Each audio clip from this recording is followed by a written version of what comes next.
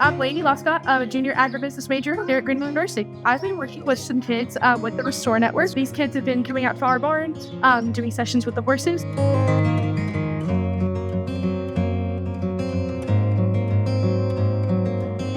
You just step foot here and you can see the kids like working with the horses and everything. And then just you can see the change and transformation, like what works before.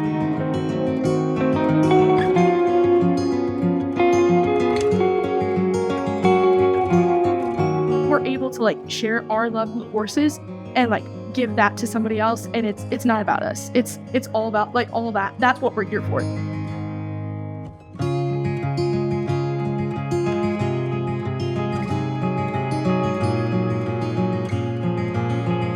Their parents will come back and tell us, like, oh my gosh, that's all they talked about all week was the horses. They loved it, and it like they noticed a difference in the like outside of just the arena.